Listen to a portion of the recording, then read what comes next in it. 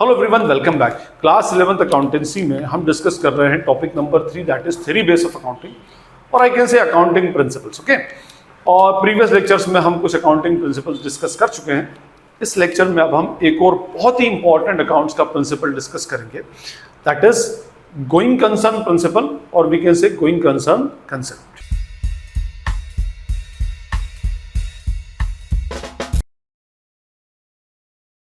Going concern principle के अगर हम वर्ड मीनिंग पर जाए तो सबसे पहला वर्ड इसमें निकलता है गोइंग। गोइंग के तो आपको पता है मीनिंग जा रहा है या चल रहा है। कंसर्न जो रिप्रेजेंट करता है दैट रिप्रेजेंट्स व्हाट एंटिटी, और we can say what it represents what business entity. ये अपने आप में किसको रिप्रेजेंट करता है?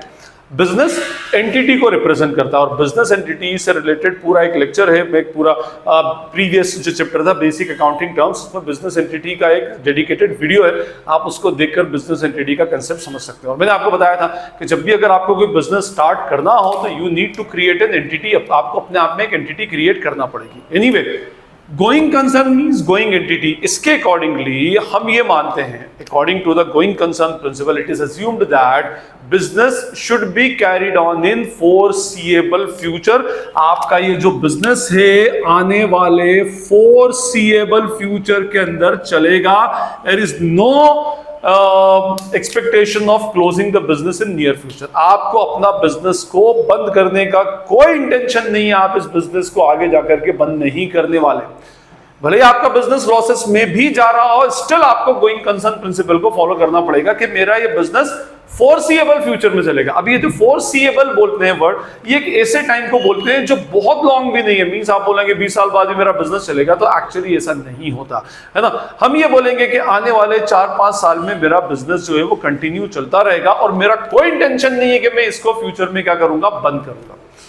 फाइन, तो that is called as what? Going concern principle. इसको हम क्या बोलेंगे? ये अपने आप में कहलाएगा going concern principle. Okay, going concern principle का डेरिवेशन।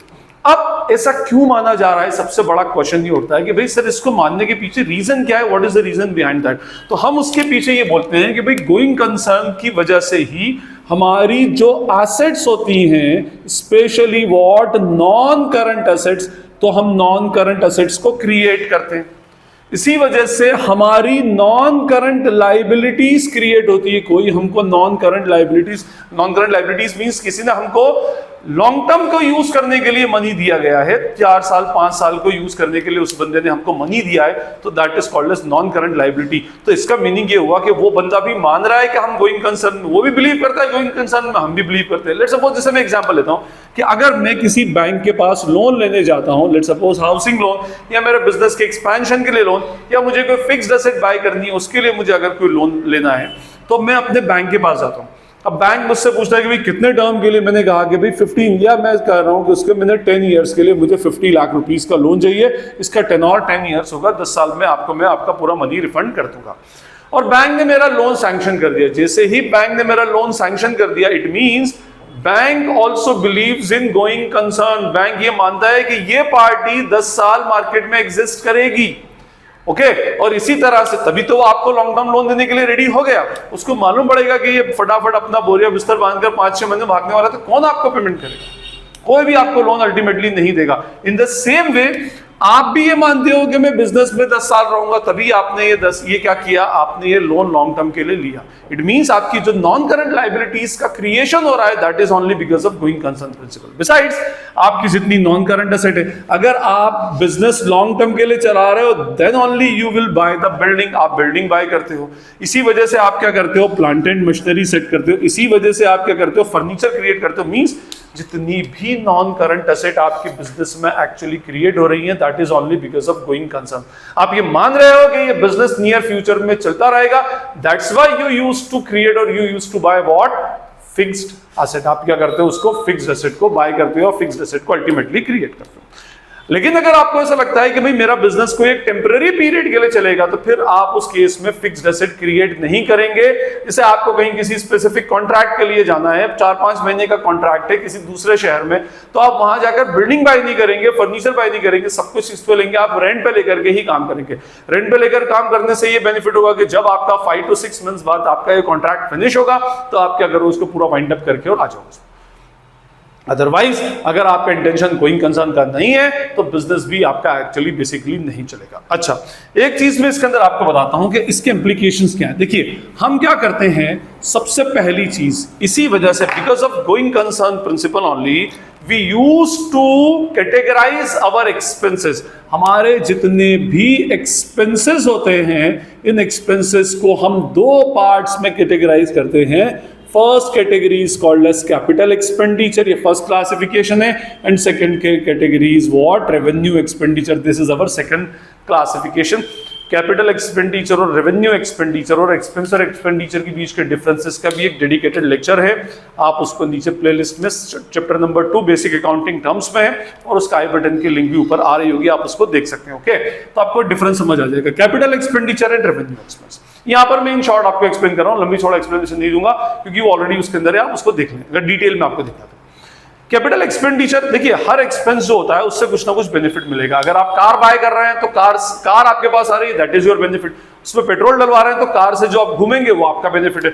मोबाइल में रिचार्ज डलवा रहे हैं तो वो रिचार्ज से जो टॉक टाइम आपको मिलेगा या डेटा बैलेंस आपको मिलेगा, that is the benefit. Electricity bill पे कर रहे हैं तो इलेक्ट्रिसिटी की फैसिलिटी या सर्विसेज मिल रही है for the period of 1 month. Internet bill pay कर रहे हैं तो इंटरनेट की सर्विसेज मिल रही है। मजदूर को मजदूरी दे रहे हैं तो वो आपके लिए काम कर रहा है, ठीक है, फाइन। तो जितने भी एक्सपेंस जिनसे बेनिफिट अगर आपका 12 मंथ से ज्यादा हो, if benefit derived is for the period of more than 12 months, that type of expense is called as capital expenditure, and if benefit derived is for the period of less than 12 months, तो that type of expenditure is called as revenue expense।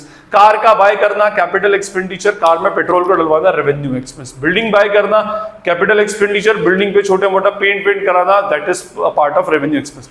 Salary pay करना revenue expenditure, wages pay करना revenue expenditure, stationery electricity bill pay करना, all these are the part of revenue expenditure.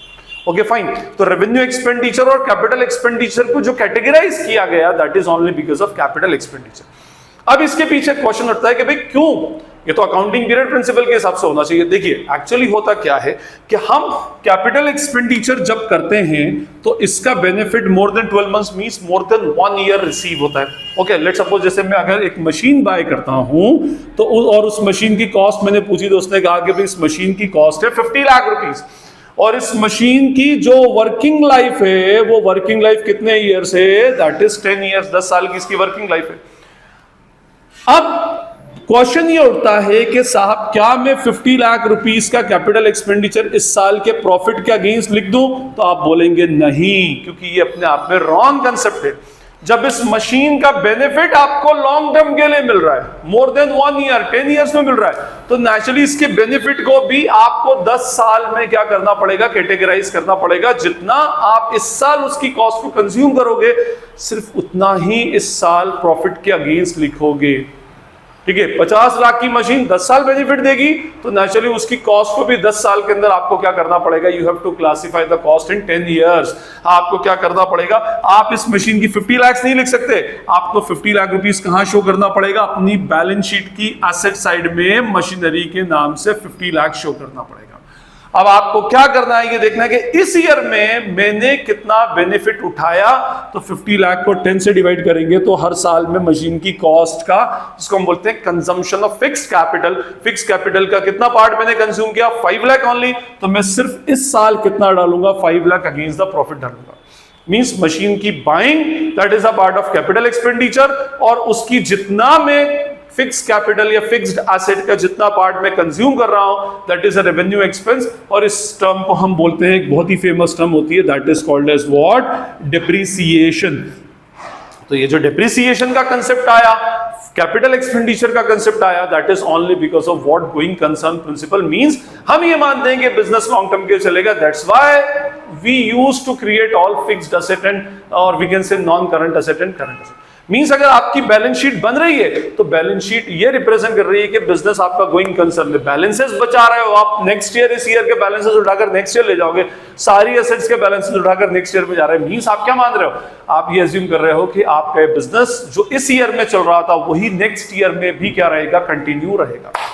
सो ये हमारा concept होता है business entity principle का और business going concern principle का। गोइंग कंसर्न प्रिंसिपल के अंदर हम ये मानते हैं कि business should be carried on in indefinite period और we can say foreseeable future and there is no intention to close that business in near future. उसको वाइंड अप करने का कोई इंटेंशन नहीं।